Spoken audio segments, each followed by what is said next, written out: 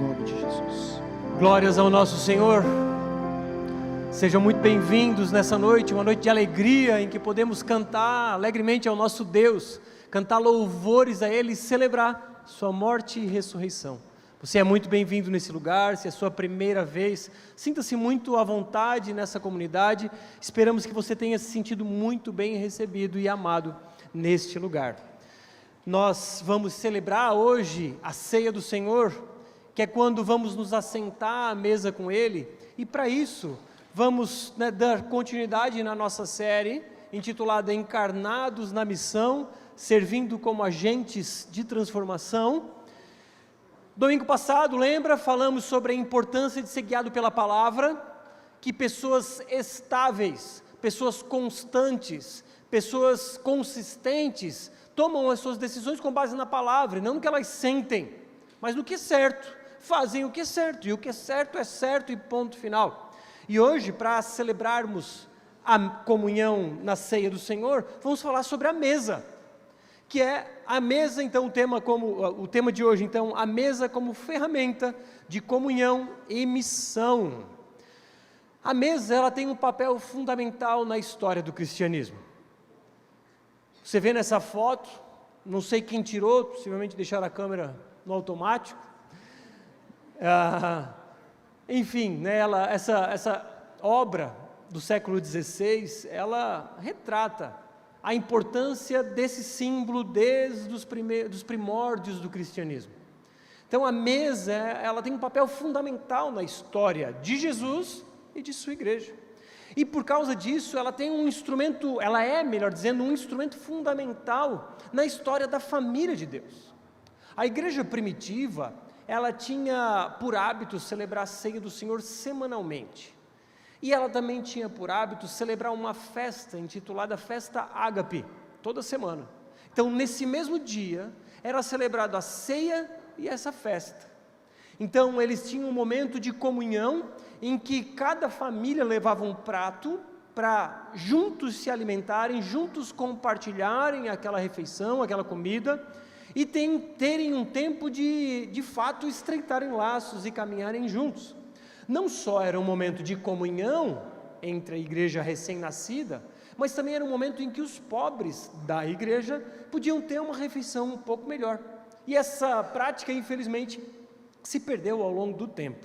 Mas o fato é que a mesa, que é um instrumento que tem sido utilizado ao longo dos séculos, ela reflete o caráter do próprio Deus. A mesa é um lugar de hospitalidade, é um lugar onde estamos abertos ao outro, a ouvir as suas histórias, a ouvir os seus choros, os seus lamentos, a recebermos uma palavra de encorajamento, e nada mais, e o símbolo nada mais é do que a própria hospitalidade do próprio Deus. Quando Deus encarna na figura do seu Filho e vem para resgatar um povo, Ele vem para servir. E cada vez que servimos uma mesa ao outro, é uma expressão do caráter de Deus. E Jesus, então, se entrega voluntariamente e generosamente, por assim dizer, porque Ele entregou o que Ele tinha de maior valor, que era a sua própria vida. E assim nós fazemos. Quando nos assentamos à mesa, nós servimos de forma voluntária e de forma generosa aqueles que estão chegando à nossa casa. Então a mesa é um símbolo de hospitalidade. Como Jesus, nós oferecemos o nosso melhor. Como Jesus, nós servimos. Então a mesa nada mais é do que uma expressão teológica prática. A mesa é teologia na prática. E você deve ter histórias em que você experimentou a mesa. Eu tenho algumas boas histórias em torno da mesa, e eu lembro de duas dessas, e relato aqui com vocês, do início da minha jornada. Eu não era convertido ainda nessas duas histórias. E a primeira que eu vou contar, fomos eu e a Lela, na época namorados, a um pequeno grupo, numa outra comunidade. E havia vários casais nessa casa, em que foi servido um jantar, e eu não lembro muita coisa desse dia. Mas o que eu lembro é que dois caras, daquele grupo de homens, esses dois me receberam de um jeito que eu me constrangi. Eles estavam interessados em saber quem eu era. Eles queriam saber a minha história, queriam saber os meus sonhos. Era a primeira vez que eu conversava com aqueles dois homens. E homens então estavam de um lado, mulheres de outro.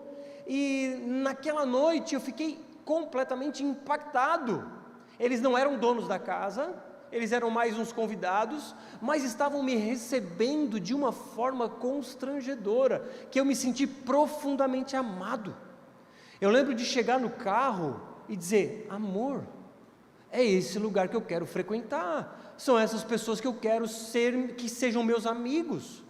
A Lela não teve uma experiência muito boa, as mulheres não a receberam da mesma forma, e ela estava com um sentimento oposto, mas o fato é que a vida daqueles dois homens me impactaram de uma forma tão grande, que as suas famílias passaram a fazer parte do nosso convívio. Então são dois caras que eu trago como grandes amigos ainda hoje, né, tendo passado vários anos. Percebe a importância da comunhão genuína, da hospitalidade, do interesse pelo outro que se dá ao redor da mesa? A segunda história foi na casa do pastor Alessandro, também não era convertido, e lá eu lembro que comemos uma pizza e tomamos Coca-Cola. Eu certamente vindo de baladas do fim de semana anterior, ou do dia anterior, eu não lembro ao certo, mas o fato é que não havia vinho nem cerveja naquela mesa. E eu pensei: poxa, vai ser um estouro essa conversa. Irmãos, foi uma das melhores refeições que eu tive na vida. Embora não houvesse bebida alcoólica como eu esperava na época, porque para mim não fazia sentido ter uma comunhão, uma refeição na casa de alguém sem bebida alcoólica, e eu vi que em nada acrescentaria. E eu lembro de refletir: como pode ter um momento tão especial bebendo Coca-Cola? Como pode ter um momento tão alegre, feliz em torno da mesa? E como pode essas pessoas me receberem tão bem? E aquilo me marcou profundamente, meus irmãos. Então, são duas histórias que, na minha experiência de vida, geraram impactos profundos. Profundamente impactado por aquelas pessoas que expressaram seu amor e hospitalidade. Então, a mesa é uma expressão missional e encarnacional. Lembra que é o que estamos falando? Missional, somos enviados para uma missão. Encarnacional, encarnamos naquela situação. Então, quando estamos na mesa, nós encarnamos a mesa. Nós mergulhamos naquela conversa, de preferência deixamos o celular de lado, desligamos a TV, e ali compartilhamos histórias, ali compartilhamos desafios, lutas, sonhos, planos. Enfim, a mesa, mais do que até mesmo uma ferramenta missional e encarnacional, na vida de Jesus, ela era um estilo de vida. A comunhão hospitaleira para Jesus era um estilo de vida. Jesus tinha uma missão. E a missão de Jesus era trazer o reino de Deus para a terra. E não só isso, ele queria resgatar um povo para si. Por isso que Jesus veio à terra. Vem, traz o reino e começa a resgatar um povo para ele. Ele é aquele que ele mesmo se intitula de Filho do Homem. Então, falando sobre a sua missão, veja bem, Marcos 10. Pois o próprio Filho do Homem não veio para ser servido, mas para servir e dar a sua vida em resgate por muitos. Jesus veio para servir. Jesus veio para entregar a sua vida de forma generosa. Ele tinha uma missão. Porque o Filho do Homem, segundo Lucas, veio para buscar e salvar o perdido. Então vemos que Jesus, o Filho do Homem, tinha uma grande missão, que era resgatar um povo para ele mesmo. Agora, qual era o meio? Qual era a ferramenta? Será que Jesus colocava um palquinho na rua e começava a pregar para todo mundo? Será que ele pegava um microfone e tocava um violãozinho e chamava o povo para um culto, numa sala alugada? Jesus tinha um dos meios principais, e esse meio era a mesa. Olha o que Lucas diz: veio o Filho do Homem, de novo, comendo e bebendo, e vocês dizem: eis aí um glutão e bebedor de vinho, amigo de publicanos e pecadores. Jesus estava à mesa com a escória da sociedade.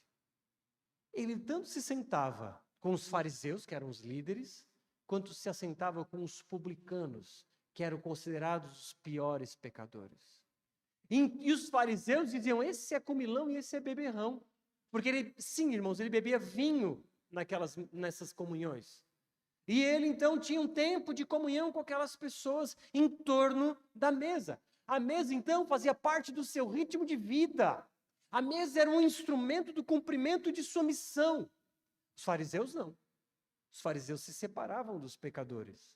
Porque a cultura judaica naquele tempo entendia que se um judeu sentasse à mesa com alguém que fosse ímpio, com um gentil, ele se contaminaria.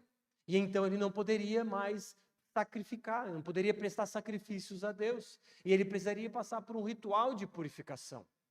Mas Jesus, entendendo quem ele era, diferente dos fariseus, que queriam se manter a sua pureza ritualística, não se misturava. Os fariseus interpretavam Salmos 1, quando diz, não se assentem na roda dos escarnecedores, interpretaram de forma literal. E por isso, eles se escandalizavam com Jesus, que se assentava com pecadores. Muitos de nós têm reproduzido a atitude dos fariseus. Nós não nos misturamos com pecadores, somente com o povo de Deus. Mas Jesus nos chama para darmos continuidade à sua missão.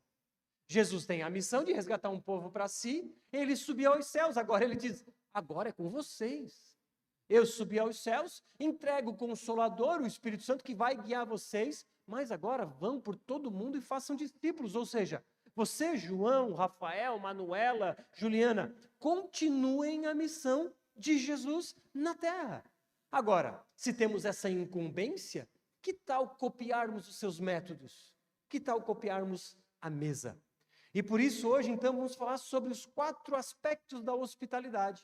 O amor, a inclusão, a generosidade e a graça. O ponto é que em tempos de mídias sociais e de vida virtual, nós trocamos as mesas pelo Instagram. Nós trocamos o olho no olho pelo WhatsApp. Nós trocamos longas conversas por curtas mensagens. Trocamos a hospitalidade por curtidas.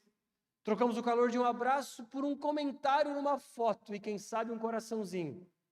Que tal ressignificarmos o que é mesa e hospitalidade e incluirmos a mesa nos nossos ritmos de vida? Pois bem, vamos falar então, em primeiro lugar, a respeito da hospitalidade e do amor, que está lá em Mateus 25, 34 em diante, que diz assim: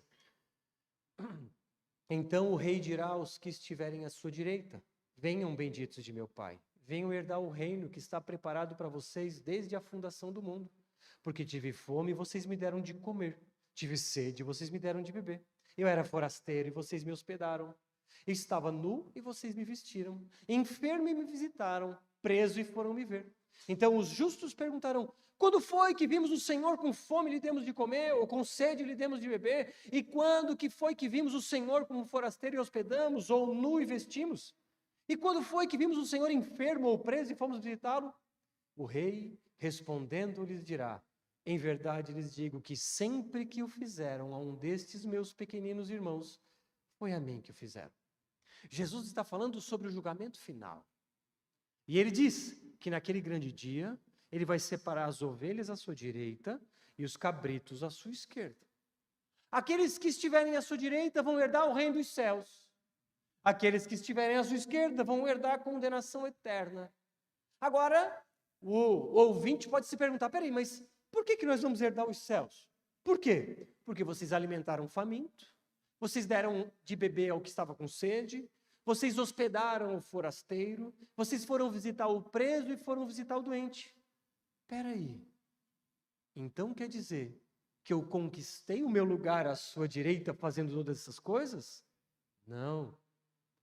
Isso significa que todos aqueles que entendem o amor de Jesus expressam esse amor por meio de gratidão, amando ao próximo. Portanto, quando Jesus diz: quando vocês fizeram essas coisas, vocês fizeram a mim, era uma evidência daqueles que já eram salvos, e não um meio para conquistar a salvação. Quando alimentamos um faminto, quando hospedamos um forasteiro, quando visitamos um doente ou um presidiário, ou damos de beber a quem está com sede, não estamos construindo o nosso castelo no céu, mas estamos expressando uma verdade que já é real em nossos corações. Essa é a marca de um discípulo de Jesus, o amor. Portanto, aqueles que de fato são seguidores de Jesus, aqueles que entenderam o amor que ele tem por nós, deixam esse amor se expressar. Portanto, o amor é uma marca e não a causa do céu. O amor é uma marca do genuíno cristão de Jesus, do genuíno discípulo de Jesus. Portanto, se você alimenta o faminto, se você minimiza o sofrimento de alguém, se você hospeda um viajante, se você visita um enfermo e assim por diante, saiba que isso é amor. E saiba que essa é uma marca de alguém que já foi alcançado pela graça. O contrário, que é uma marca da nossa sociedade, que é o individualismo, que é o egoísmo. Pessoas preocupadas consigo próprias, preocupadas com as suas necessidades. Farinha pouca, meu pirão primeiro. O foco é no meu umbigo e não consigo enxergar a necessidade do outro. Afinal de contas, o meu problema é muito maior que o seu. Aí você experimenta abrir o seu coração para alguém, dos seus problemas. E o outro que não consegue ouvir, que não tem paciência, tu não sabe o que eu estou sofrendo. Aí se chega ali, ou melhor, vamos inverter a ordem. Vem alguém abrir o coração para você, dizendo que está sofrendo. E você diz, não, tu não sabe o que eu estou sofrendo. A pessoa veio esperando receber um consolo, esperando receber um ânimo, e você diz, não, mas você não sabe o que eu estou sofrendo. Nós estamos tão focados em nós mesmos, que nós não conseguimos nos compadecer do sofrimento que está ao nosso redor. Nós não conseguimos ser empáticos.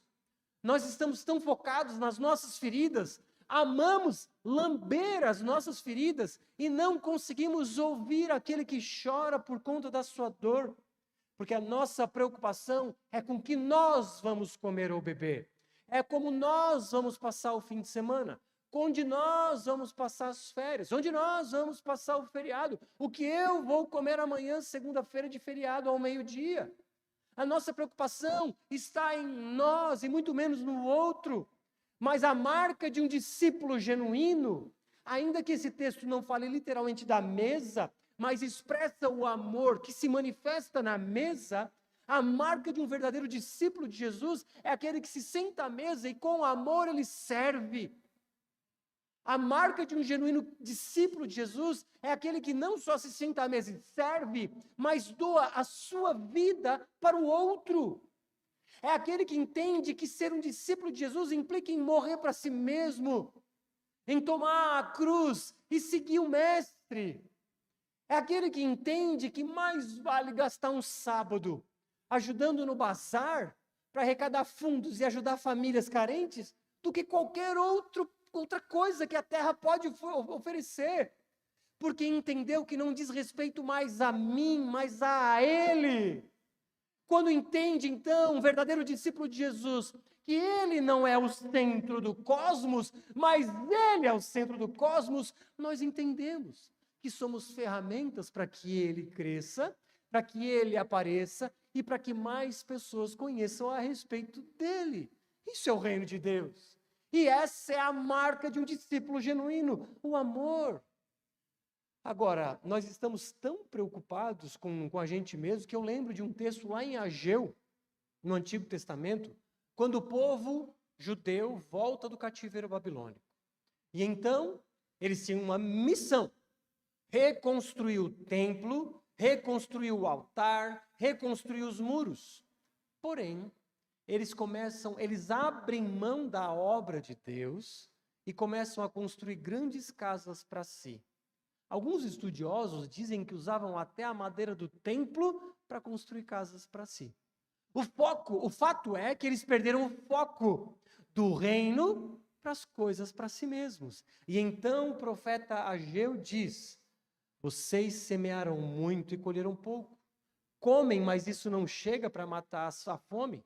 Bebem, mas isso não dá para ficar satisfeito. Põe roupa, mas ninguém se aquece. E o que recebe salário recebe para colocá-lo numa sacola furada. É isso que vivemos hoje. Pessoas tão focadas em si mesmas, deixando as coisas do reino de Deus de lado, que, por incrível que pareça, elas se vestem e não sentem, e não são protegidas do frio. Né? Isso aqui é só uma metáfora, mas a mais interessante dessas metáforas para mim é colocar o salário para colocar numa sacola furada. O dinheiro evapora. E vai me dizer que não tem sido assim nos nossos dias? O nosso dinheiro tem evaporado. Agora, será que não tem a ver com o fato de estarmos buscando o nosso próprio umbigo, o nosso próprio reino, o nosso próprio castelo? E por causa disso, Deus está nos alertando de que o nosso foco está tão focado em nós mesmos, que parece que a gente não sai do lugar, que a gente patina. E Deus está nos chamando a atenção para o que de fato importa, que é fazer o reino dele avançar. De que forma?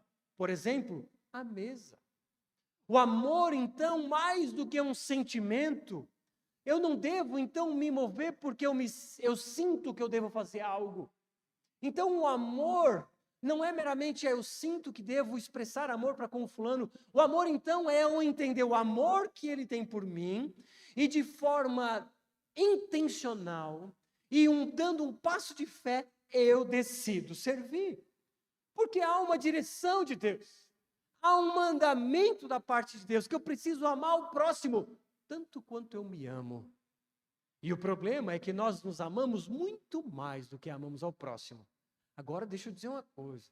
Alguns dizem por aí, você precisa se amar. Irmãos, vamos ser franco. Duvido alguém que não se ama, a não ser alguém que talvez tenha um distúrbio emocional, um distúrbio mental, mas em geral, vamos ser francos, a gente se ama muito. Até mesmo aqueles que se anulam para beneficiar outro, estão fazendo isso porque eles são carentes de atenção. E no fim das contas, estão fazendo isso porque querem ser amados. Portanto, o que os motiva é o amor próprio e não o amor ao próximo. Pessoas que são cheias do amor dele são transbordantes desse amor e não carentes de atenção do outro. Somos mendigos emocionais, enquanto deveríamos ser cheios e transbordantes do amor de Deus. E pela fé agir em amor, amando até mesmo o inimigo, conforme Jesus nos orienta. Então, a mesa é uma oportunidade para exercitarmos o amor, não para conquistar a salvação. Vimos que aqueles que eram os discípulos de Jesus, tinham o amor como marca. Essa é a nossa marca. Exercitamos o amor porque uma fé sem obras é uma fé morta. Simplesmente respondemos àquele que nos amou primeiro. Então, primeira marca que é instituída na hospitalidade é o amor. A segunda marca é a inclusão. Mateus 9 diz assim: estando Jesus à mesa na casa de Mateus, muitos publicanos e pecadores vieram e tomaram lugares com Jesus e os seus discípulos. Vendo isso, os fariseus perguntaram aos discípulos de Jesus: por que o mestre de vocês come com os publicanos e pecadores? Mas Jesus, ouvindo, disse: os sãos não precisam de médico, e sim os doentes. Vão e aprendam o que significa quero misericórdia e não sacrifício, pois não vim chamar justos e sim pecadores. Jesus estava assentado à mesa com a escória da sociedade judaica, os cobradores de impostos. Esses eram os publicanos. Eles eram vistos quase como que porcos imundos pelo seu povo. Por quê? Porque os cobradores de impostos, embora fossem judeus, eles estavam a serviço de Roma. Eles estavam ali para cobrar impostos do seu povo, devolver esse dinheiro para Roma, mas eles tinham liberdade para extorquir o povo. E assim eles faziam. E por causa disso eram odiados pelo seu povo. Eram os inimigos da sociedade. Irmãos, eles não podiam entrar na sinagoga. Eles não podiam nem ser chamados como testemunhas de um crime, porque eles não eram de confiança. Então, entendemos que os publicanos eram a classe mais odiada. Pense num grupo que você odeia hoje. Não o time de futebol do outro, do amigo, não. Mas pense, se é que, espero que você não tenha, mas, enfim, imagine um grupo que é odiado pela sociedade. Esses eram os cobradores de impostos. Do outro lado, os fariseus dizem, então, por que o mestre de vocês come com os publicanos e pecadores? Porque ele estava indignado. Eles estavam indignados. Ele vai se contaminar. Ele vai ficar impuro. Nós não nos assentamos na roda dos escarnecedores. Nós mantemos a pureza. E Jesus então dá uma resposta irônica. Ele diz, vocês não entenderam? Quem é que vai no médico? O são ou o doente? O doente, pois é. O doente é que precisa do médico. Então o médico está aqui para atender os doentes. É uma ilustração. Jesus está dizendo assim, olha, é como se eu fosse o médico e os publicanos aqui são os doentes. Então Jesus veio para os pecadores. Mas agora, não significa que que os fariseus não eram pecadores. O que Jesus está dizendo de forma irônica é o seguinte, olha, eu vim para aqueles que sabem que são pecadores. Eu vim como salvador daqueles que sabem que precisam de perdão para os seus pecados. Jesus veio para aqueles que se reconhecem pecadores. E o problema é que os fariseus modernos continuam atacando. São pessoas autossuficientes, orgulhosas, falsos moralistas, que usam máscaras de santidade e eles escolhem alguns pecadores de Judas. Eles escolhem alguns pecados para legislar. Se você parar para analisar a igreja brasileira, ela escolhe alguns pecados e dá mais importância do que para outros. Quem são aqueles que são vistos como os terríveis pecadores pela igreja brasileira? Homossexuais, prostitutas, transexuais, travestis, sei lá se usa esse termo hoje, mas também são vistos como a escória da sociedade muitas vezes, aqueles que são divorciados, aqueles que estão no segundo casamento e outros. Agora, é interessante perceber que não se dá atenção para quem sonega imposto. Não se dá a devida atenção para aquele que navega a pornografia e ninguém sabe. Então, muitas vezes aquele que é viciado em pornografia está apontando o dedo para aquele que tem desejos homoafetivos. E aí? Que falso moralismo é esse? Que escolhe apenas alguns pecados para excluir da roda. Que falso moralismo é esse? Do homem que grita e bate na mulher e diz que é o cara em casa e aponta o dedo para aquele que tem desejo homoafetivo. Porque ele é um machão e bate na mulher. Que história é essa? Falsos moralistas que escolheram somente alguns pecados para legislar.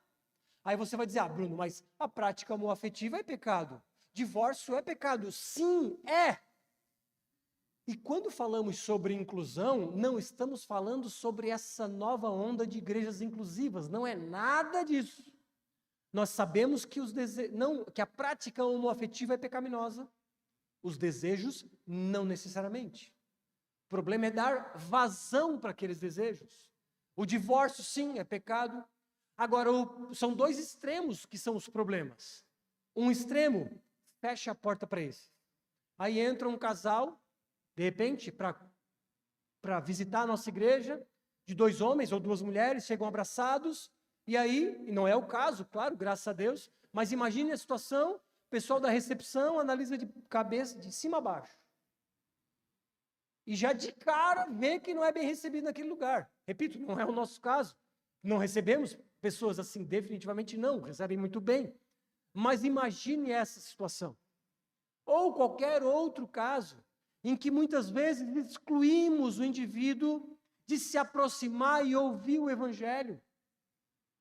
O outro extremo é receber pecadores e dizer, está tudo bem, vai dar tudo certo no fim, e não instruir a respeito da verdade. O apóstolo João diz que Jesus era cheio de graça e verdade. Isso significa quê? precisamos tratar pecadores com graça. Precisamos acolher pecadores, seja o homossexual, aquele que se divorciou, aquele que está no segundo casamento, aquele que sonega imposto, aquele que briga com a mulher, enfim, todos os pecadores precisam ser tratados com graça. Acolhemos, recebemos e nos assentamos à mesa. Eu quero ver você servindo um jantar para um casal de homossexuais, amando, servindo, cheio de hospitalidade e servindo o que você tem de melhor. De repente, um primo seu que é casado com outro homem, que tal receber na sua casa e expressar amor a ele? Não, Bruno, eu vou me assentar à roda dos escarnecedores. Não, não vai, fique tranquilo. É só você não se deixar influenciar. Você está ali para receber, para amar, para cuidar, acolher, abraçar, servir. Isso é graça. Agora, no momento certo, no tempo adequado, você vai entrar com a verdade. Aí ele vai dizer, tá, e aí? Nós queremos ser seguidores de Jesus. Pois bem, arrependam-se dos seus pecados. E um deles é a prática homossexual. Um deles é bater na esposa. Um deles é a prática da pornografia e etc. Então, se por um lado recebemos com graça, em um momento específico, depois de termos comunhão, amizade e amor, instruímos o caminho. O problema é que o falso moralista crente está de púlpito dizendo que os homossexuais vão para o inferno. Você acha que alguém vai querer ouvir uma mensagem? Ah, Bruno, não é verdade? Em termos, sim. Aqueles que continuarem na prática homossexual vão para o inferno, não por sua prática, mas porque não se submeteram a Cristo como seu Salvador e Senhor. Porque senão seria por obras. E ninguém vai para o céu por boas obras e ninguém para o inferno por más obras. O que nos leva para o céu é a graça, que nos dá a fé e nos leva ao arrependimento. Então temos Jesus como Salvador e Senhor. Então andamos em obediência.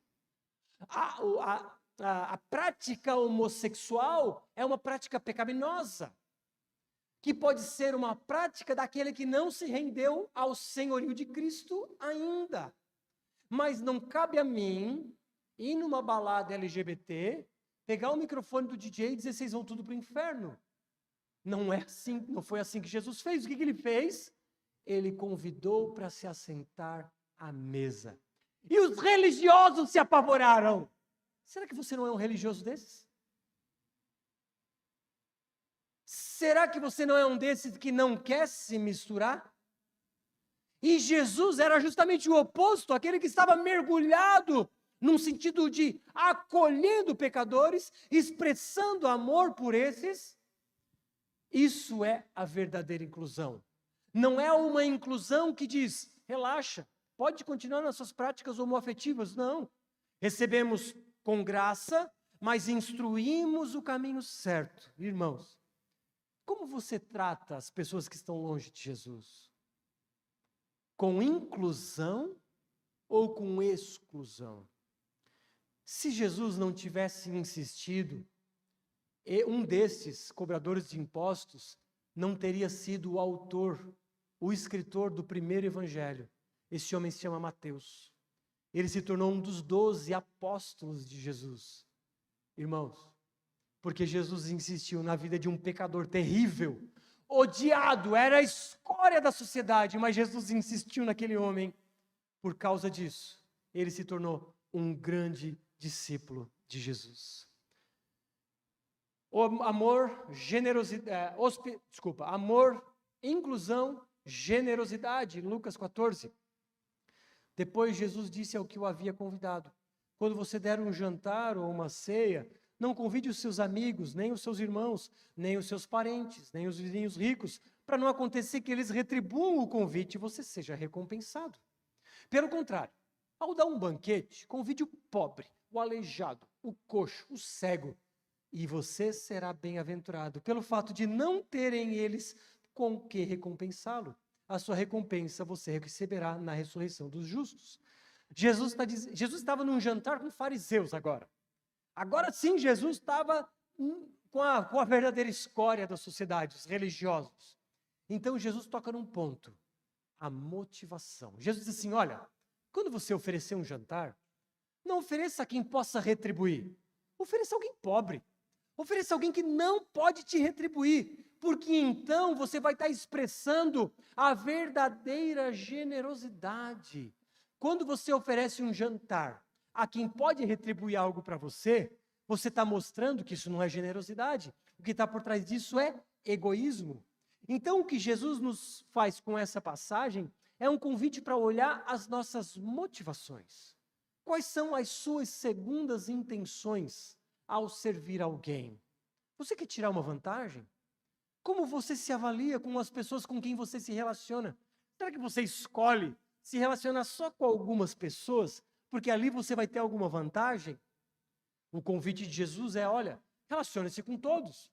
Ainda que, claro, você pode servir um jantar a pessoas ricas, não tem problema. Mas sonde as suas motivações e saiba que você precisa servir também aqueles que não podem te retribuir nada. Será que você tem excluído pessoas da sua comunhão? Porque essas pessoas não podem lhe oferecer nada? O que Jesus está falando aqui é a contraposição entre egoísmo e generosidade. Generosidade é servir quem não pode me recompensar, é dar sem esperar nada em troca. Agora, o egoísmo, por outro lado, é servir esperando algo em troca. O egoísmo, muitas vezes, vem com a máscara da generosidade. Ele vem disfarçado, ele facilmente tem aparência de piedade quando você serve alguém, mas a motivação por trás muitas vezes é egoísta. E o problema é que, se por um lado a generosidade é a marca do cristão, o egoísmo muitas vezes é a causa por assim dizer, até da nossa falência financeira. Olha o que Paulo nos diz. Aquele que semeia pouco, também colherá pouco. E o que semeia com fartura, também colherá com fartura. Deus dá semente ao que semeia. Olha só, às vezes o egoísta tem tanto medo de compartilhar que ele segura. E esse segurar, ele segura tanto que Deus não dá mais semente para ele. Por que Deus vai dar semente para quem come semente? Por que Deus vai dar semente para quem guarda semente? Deus dá semente para quem semeia. Então, quem semeia com fartura, vai receber sementes com fartura. Agora, e vai colher muito. Agora, quem semeia poucas sementes, vai colher pouco. E muitas vezes, então, o egoísta, ele vai ficando cada vez mais egoísta, porque ele não compartilha, ele segura, e Deus dá menos semente para ele, então ele tem que segurar cada vez mais, então Deus ainda dá menos semente, e ele segura cada vez mais, e ele entra num ciclo vicioso, que leva ele para a ruína financeira. Agora, a generosidade nem sempre é natural. Alguns têm o dom da generosidade, eu admiro essas pessoas.